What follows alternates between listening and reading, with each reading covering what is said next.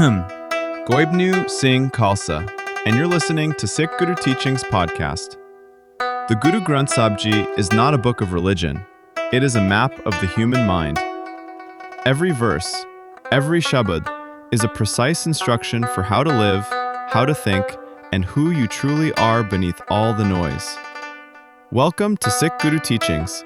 Here, we take the wisdom of the Gurus and bring it into your everyday life, your relationships, your work, your mind, your healing. One teaching at a time. Today, Hamera Kaur explores one of the most misunderstood forces in the human experience, desires. Waheguru Ji Ka Khalsa, Waheguru Ji Ki Fateh.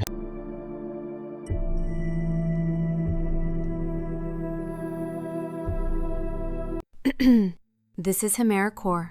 Today we are going to discuss desires. What is a desire? In our culture, we are often taught to be suspicious of desire, to suppress it, to treat it as a sign of weakness, of spiritual immaturity. But the Gurus say something radically different. In Gurbani, desire is not the enemy. It is a signal. It is the soul pointing towards something greater than itself. Modern neuroscience is beginning to agree. Neuroscientist Dr. Robert Sapolsky, in his landmark book Behave, shows that the dopaminergic reward system, the brain's anticipation network, fires most powerfully not when you receive what you want, but when you move toward it. The journey of desire is neurologically more potent than the destination. But the Gurus teach us something even deeper.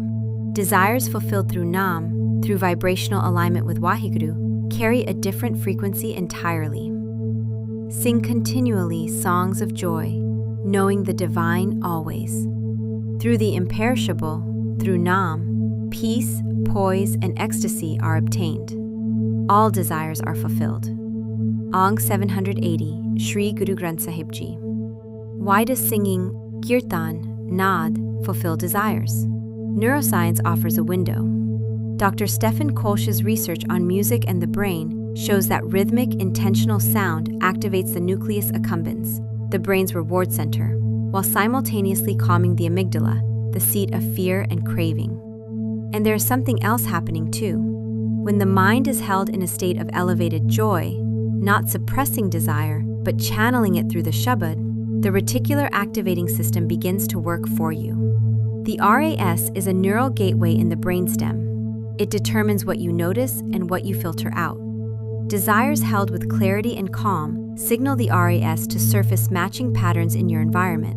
This is what manifestation science calls cognitive priming. The Guru calls this alignment Guru Prasad, grace that arises not from forcing, but from resonance. Chant Naam continually. Meditate on the divine always. The fruits of desires are obtained. Pain shall never touch you again. Without the divine's love, every other love is false. Ang 720, Rag Birahi M.4, Shri Guru Granth Sahib Ji. There is a distinction the Gurus mapped centuries ago, one modern science is only beginning to articulate. Desire and attachment are not the same thing. Desire is movement toward life.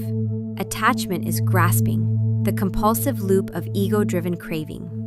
In addiction neuroscience, Dr. Judson Brewer's research shows that craving driven by fear and scarcity activates the default mode network, a state of ego-dominated rumination. But desire rooted in love and clarity activates the prefrontal cortex, the seat of vision, purpose, and possibility. Magic Mind, a cognitive performance company rooted in adaptogens and neuroscience, frames this as the difference between motivated state and anxious state. Same desire, completely different neurochemistry. Dopamine balanced with serotonin produces purposeful, sustainable desire. Dopamine without serotonin produces compulsion. The Guru's prescription? Naam, Kirtan, Sangat. All three modulate serotonin through vagal tone stimulation, social bonding, and rhythmic breath. The Guru knew the medicine long before the lab confirmed it. Remembering Waheguru continually, all pain dissolves. Devoted to the Guru's feet, singing Kirtan and Naad, when the divine is totally pleased, the fruits of desires are obtained. Ang 818, Bilaval M5, Shri Guru Granth Sahib Ji.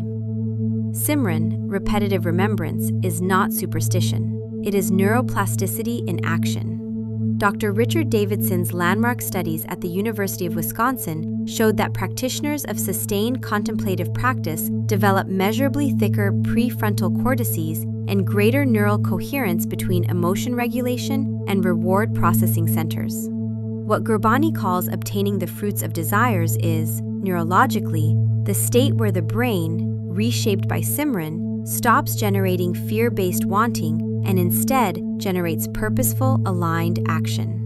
The desires don't disappear, they purify. Through Naam, the veils of ego and illusion are all erased. The fruits of the heart's desires are obtained.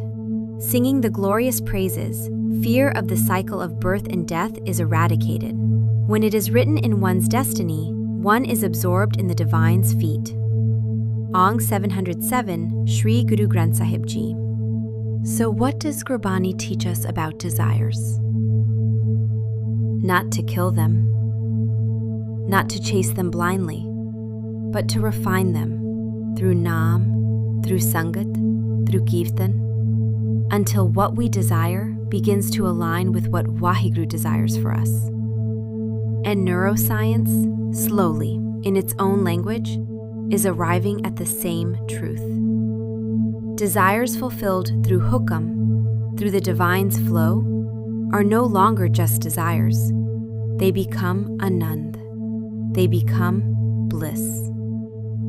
Waheguru Ji Ka Khalsa, Waheguru Ji Ki Fateh.